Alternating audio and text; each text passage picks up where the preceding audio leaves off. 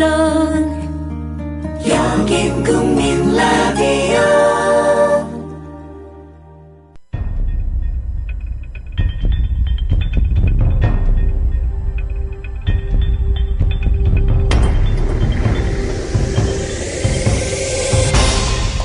대한민국 이슈의 중심, 국민 라디오, 라디오 뉴스 K.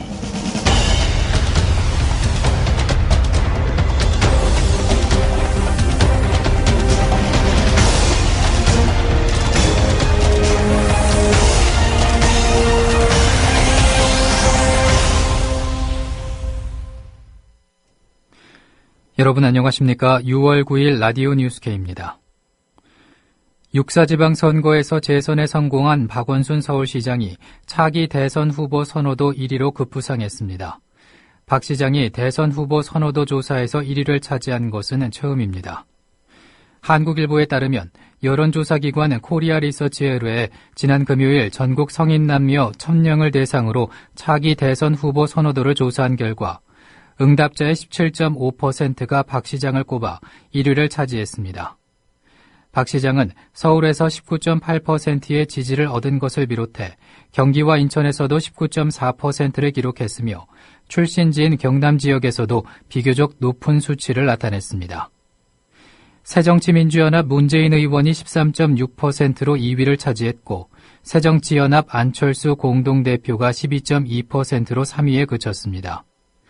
반면에 그동안 각종 여론조사에서 1위를 달리던 정몽준 전 새누리당 의원은 7.8%를 얻어 지방선거 패배 후 4위로 추락했습니다.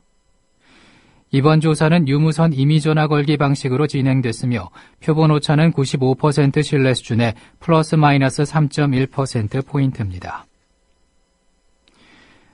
박영선 새정치민주연합 원내대표는 윤두현 신임 청와대 홍보수석 임명과 관련해 파출소 지나가면 경찰서 나타난다더니 신임 홍보수석으로 윤두현 YTN 플러스 사장을 임명한 것이 여기 해당하는 것이라고 질타했습니다. 박 원내대표는 오늘 국회에서 열린 상임 최고위원회의에서 신임 홍보수석은 보도 통제로 악명이 높은 인물이고 권력만 쳐다보며 권력의 입맛에 맞춰온 사람이라는 평가라고 지적했습니다.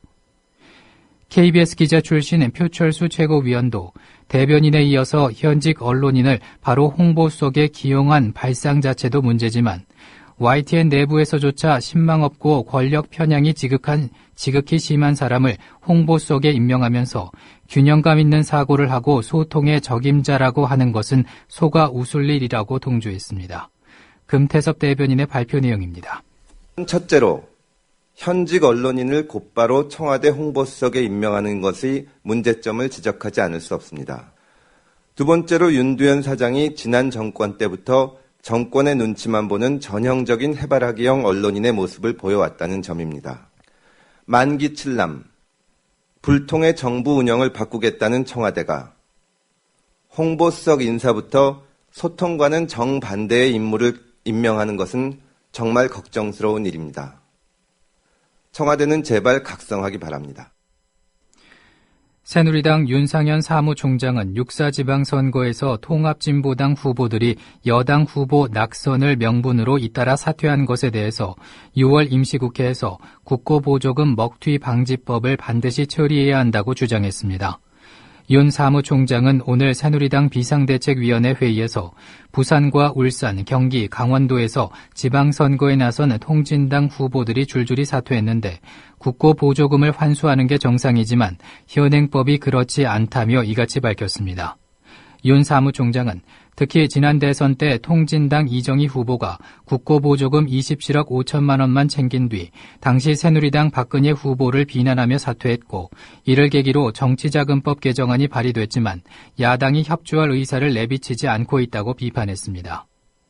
윤 사무총장은 새정치민주연합이 이 문제를 더 이상 못 본 척하고 피해서는 안 된다며 당의 입장을 밝히고 정치자금법 개정 협상에 적극 임해야 한다고 촉구했습니다.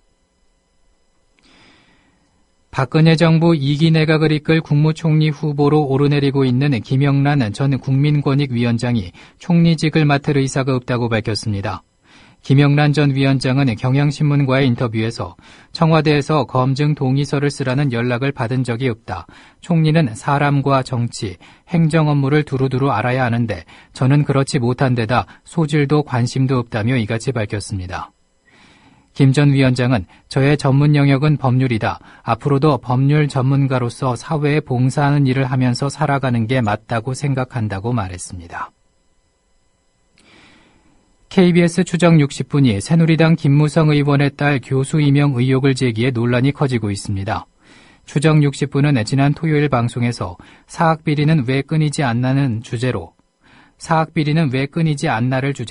김무성 의원의 국정감사 외압 의혹을 제기했습니다.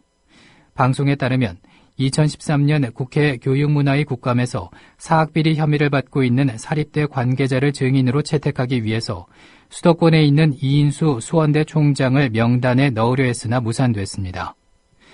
김무성 의원이 로비를 해서 이인수 총장의 증인 채택을 막았다는 것입니다. 추정 60분은 이 로비가 김무성 의원의 둘째 딸이 국감을 한 달 앞둔 지난해 9월 수원대 최연소 전임 교수로 임명된 것과 연관이 있을 거라고 전했습니다. 김무성 의원 딸은 32살의 어린 나이에도 불구하고 수원대 전임 교수로 재직하고 있습니다.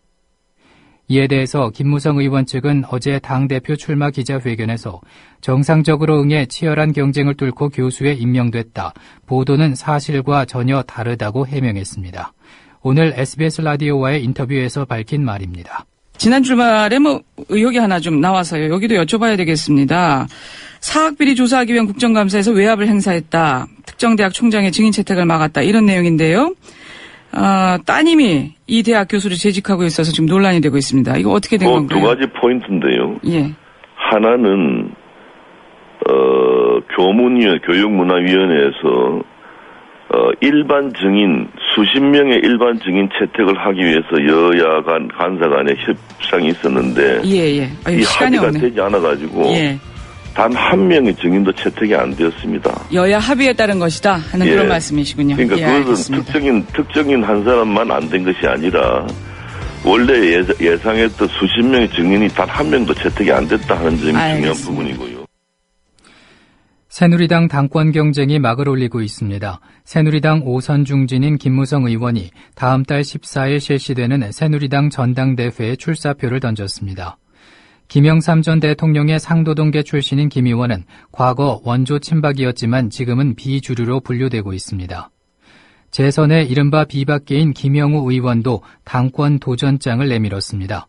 친박 원로인 7선의 서청원 의원과 6선의 이인재 의원도 이번 주부터 본격적인 당권 행보에 나섭니다. 새누리당 새 지도부는 선출 직후 곧바로 미니 총선으로 불리는 다음 달 재보궐선거의 첫 시험대에 오릅니다. 여기에 오는 2016년 총선 공천권까지 맞물려 있어 개파 간 치열한 경쟁이 예상됩니다. 전국 17개 시도교육감 선거 결과 13개 지역에서 진보교육감이 탄생했습니다. 특히 13명의 진보교육감 중 8명이 전교조 교사 출신이고 이 중 7명이 지부장을 지냈습니다. 지난 2010년 교육감 선거에선 서울, 경기, 강원, 광주, 전북, 전남 등 6개 지역에서 진보교육감이 선출된 바 있습니다. 4년 만에 2배를 뛰어넘는 성적을 거뒀습니다. 이와 관련해 보수 언론과 보수 교육계는 비상입니다. 이들은 여도 야도 아닌 전교조가 승리했다는 식의 자극적인 표현까지 써가며 불만을 표출했고 교육감 직선제 폐지의 뜻을 모으고 있습니다. 이와 관련해 국민라디오 조상훈의 뉴스바에 나온 김정훈 전국교직원 노동조합 위원장은 유권자들이 줄 세우기식 경쟁교육에 종언을 울린 것을 두고 정치 공학적으로만 해석하려는 태도가 과연 온당하냐며 일축했습니다. 들어보시겠습니다. 이 지방선거 끝나고 나니까 조선일보 헤드라인이 아까 말씀하신 것처럼 여도 아니고 야도 아닌 전교조의 승리다 이렇게 뽑혔고요. 특별히 이런 흐름에 지금 보수 진영이 좀 난리가 났습니다. 특히 보수 언론의 경우에 수백만 명의 학생들이 마치 불운한 단체 소나기에 들어간 것처럼 호들갑을 좀 떨고 있고 그런 또 프레임을 짜는 것으로 보여지는데 이런 상황은 어떻게 보십니까? 일단 보수 언론뿐만 아니라 보수라고 자처하는 인사들까지 이런 현상에 대해서는 참 아직도 멀었구나 하는 생각이 듭니다. 아직도 진행형이고 앞으로 철저하게 진상규명하고 처벌해야겠습니다만 한꺼번에 제자와 공로를 잃은 교수들이고 교사들이고 학교이고 교육입니다. 그리고 사회 전반적 시스템의 변화의 요구에 직면해 있습니다. 이번 지방 선거에서 사실은 여의 승리도 야의 승리도 아니라고 한 편은 맞습니다. 즉 기존 정치 선거에 유권자들이 사실상은 등을 돌린 결과입니다. 어쩔 수 없어서 투표를 한 거라는 느낌밖에 들지 않거든요. 예. 그래서 찾은 희망의 탈출구가 바로 교육자치라고 생각을 했습니다. 보수 언론은 먼저 전교조의 압승이라는 이런 표현으로 오히려 전교조를 압박하거나 그동안에 상당히 성과 있게 추진되었던 진보교육감 일기시대에 쌓아놓았던 성과 그리고 전교조가 해왔던 공교육 정상화 운동에 대해서 근본적으로 다시 살펴보고 재고해야 할 의무가 있는 것이고 세월호 참사 앞에서 보수 언론이나 모두는 정말 우리가 무엇을 잘못했을까? 우리에게 정말 자기 보수 인사들이 패배를 했다면 패배의 원인이 어디 있는가를 선거공학적으로 분석하고 이데올로기적 편갈리로 나설 게 아니라 정말 현재까지 쌓아왔던 교육 시스템에 어떤 문제가 있었고 세월호 참사 앞에서 근본적으로 변화시켜야 될 일은 무엇인지를 반성하고 자성하고 그에 대한 대책을 내놓는 게 우선일 것입니다. 예. 그럼에도 불구하고 비정상적인 반응을 보이고 히스테리적 반응을 보이는 건 우리나라의 앞날 그리고 우리 교육의 미래를 위해서도 바람직하지 않습니다. 명백한 한국 사이의 편갈리기고 분열 책동이라고밖에 볼 수 없습니다. 예. 새누리당 주호영 정책위의장은 직선제로 운영되고 있는 교육감 선출 방식을 개선해야 한다고 주장했습니다. 주호영 정책위의장은 오늘 새누리당 비상대책회의에서 교육감 선거가 여전히 후보들의 인지도 부족으로 이른바 로또 선거가 되고 있어 폭력이나 뺑소니, 국가공무원법 위반 등의 전력을 가진 분도 당선됐다며 개선이 필요하다고 밝혔습니다. 주 정책위의장은 교육 선진국이라는 미국도 대부분 주에서 임명제를 채택하고 일본과 영국, 독일, 프랑스, 핀란드 등도 교육감에 한해서는 임명제를 채택하고 있다고 강조했습니다. 주 정책위의장의 이 같은 발언은 지난 6사 지방선거 교육감 선거에서 진보진영 교육감 후보들이 대거 당선된 것과 맞물려 정치권과 교육계를 중심으로 논란이 일 것으로 보입니다. 세월호 침몰 사고 발생 54일째였던 그제 오후 남성으로 추정되는 시신 한 구가 추가로 수습됐습니다. 범정부 사고대책본부에 따르면 밤 11시 30분이 조금 지나 4층 선수에서 남성으로 보이는 시신을 발견했습니다. 시신은 키 175에서 180cm의 흰색 긴팔 티셔츠와 어두운 색깔의 청바지 차림인 것으로 확인됐습니다. 대책본부는 지문 감식과 DNA 검사를 통해 정확한 신원을 조사할 예정입니다. 이날 오전 단원고 교사인 윤이나 씨에 이어 실종자 1명을 추가로 수습하면서 세월호 참사의 전체 사망자는 292명으로 늘었습니다.